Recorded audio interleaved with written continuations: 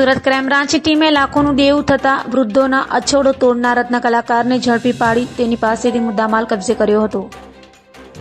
નોકરી છૂટી ગયા બાદ 3 લાખના દેવામાં ડૂબી ગયેલા રત્ન કલાકારે દેવું ચૂકતે કરવા શોર્ટકટમાં રૂપિયા કમાવવા ચેઇન સ્નેચિંગ કરી હતી, જેને પોલીસને પકડી પાડ્યો છે।